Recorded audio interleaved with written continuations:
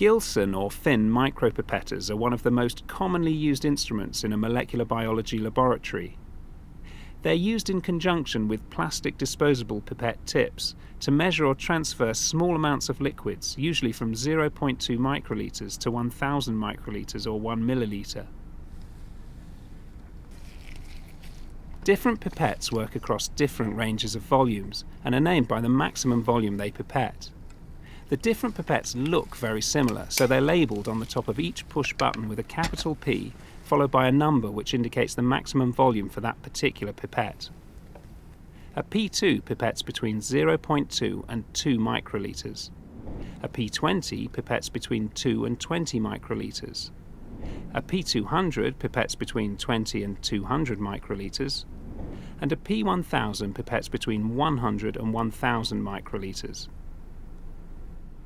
A pipette is an expensive precision instrument. Improper use will damage the pipette, so correct use is essential. You should never use a pipette to measure volumes outside of its range. For example, using a P200 to pipette to lower volumes such as 10 microliters or to higher volumes such as 250 microliters will result in inaccurate volume measurements and will damage the internal mechanism of the pipette.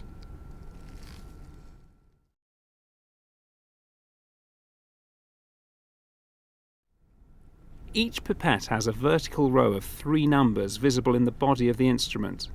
To set the volume, you can use either the thumb wheel or, on newer models, the push button. This will cause the 3 number dials in the body of the pipette to rotate and change the volume of liquid that will be taken up. However, the dial numbers indicate different volumes depending on which pipette is used. For example, these 3 pipettes have been set to read the same numbers on the dial, 152. For the P2, this means that the pipette is set to a volume of 1.52 microliters. The bottom 2 dials are in red, indicating 5/10 and 2/100 of a microliter. For the P20, this means that the pipette is set to a volume of 15.2 microliters. The red bottom dial shows 2/10 of a microliter. With the P200, the same visual setting means that the pipette is set to a volume of 152 microliters.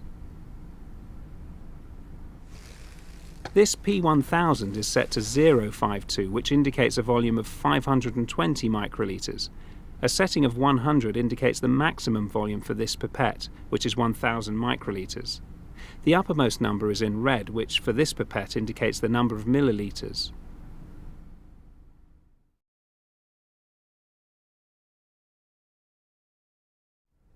Once you've set the volume you need, attach the appropriate pipette tip to the end of the pipette. P20 and P200 pipettes use the same yellow tips. P1000 pipettes use larger blue tips.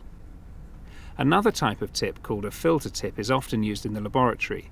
The sterile filter within each tip can help to prevent contamination. Hold the pipette with one hand, with the narrow side resting in the palm of the hand. Add the pipette tip by gently but firmly pushing the pipette into the pipette tip, which is held in a tip box. You may need a little practice to learn to apply the right amount of pressure to give a good airtight seal between the tip and the pipette.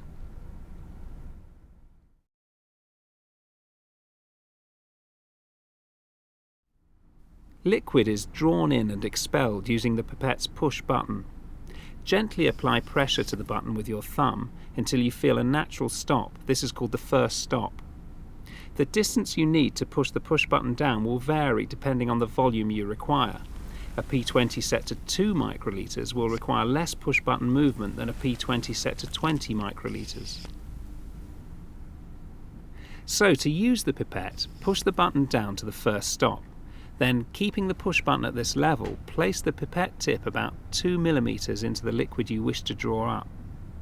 Release the push button by slowly allowing it to return to its original position. Pause for a second to make sure all the required volume of liquid has been taken up into the tip. This is especially important when using more viscous liquids, which take longer to draw up. Withdraw the pipette tip from the liquid and place it inside the recipient container. Slowly push down on the push button. This will release the liquid in the pipette tip into the tube. This time push beyond the first stop. This ensures that any residual liquid is expelled from the pipette tip. fully withdraw the pipette tip from the liquid before you release the push button. So to recap, push down the push button until you feel some resistance. Place the pipette into the liquid and slowly release the push button. Release the liquid from the pipette by pushing past the first stop to fully expel the liquid from the pipette tip into the recipient container. Withdraw the pipette from the container before you release the button. For very small volumes, the aspirated liquid can hang in a drop from the end of the tip and may not be transferred to the tube at all. So you should touch the tip to the inside wall of the recipient container whilst expelling the liquid. Once you've aspirated the liquid, release the pipette tip from the pipette by pressing down on the tip ejector. This is the small white button at the top of the main body of the pipette. Be sure that the attached pipette tip is inside the appropriate waste container before pressing the tip ejector. A new clean pipette tip should be used with each new liquid, or if the tip touches any surface or any liquid other than the one you're pipetting. If in doubt, change the tip.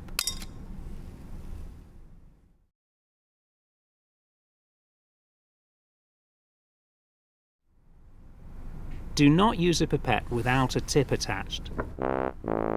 Liquid should never enter the body of the pipette. It will cause the pipette to corrode and will be a major source of contamination between liquids and experiments. Do not use a pipette past its volume limits. This causes pipetting inaccuracies and also damages the pipette. If you're having trouble attaching a tip to your pipette, don't repeatedly jam the pipette into a tip. This can damage the pipette. And if the tip doesn't stay on the end of the pipette, simply repeat the procedure with a new tip.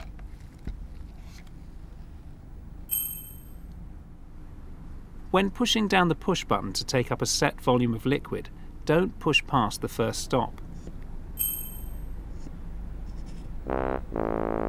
If you push past the first stop, the volume you then take up will be too large. When taking up liquids, don't simply let go of the push button.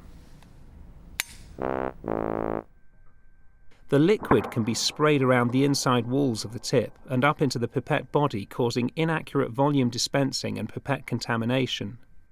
Make sure you release the push button in a controlled manner.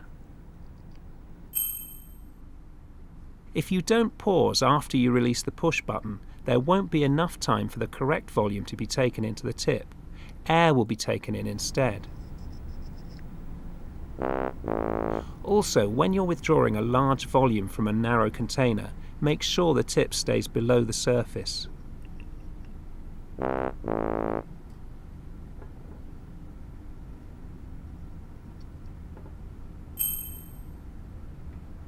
Whenever you have liquid in a pipette tip, don't lay the pipette down. Liquid can get into the body of the pipette, which causes cross-contamination, pipette damage and inaccurate pipetting. And finally, remember when pipetting small volumes, touch the pipette tip to the side of the tube to ensure the liquid is released into the recipient container.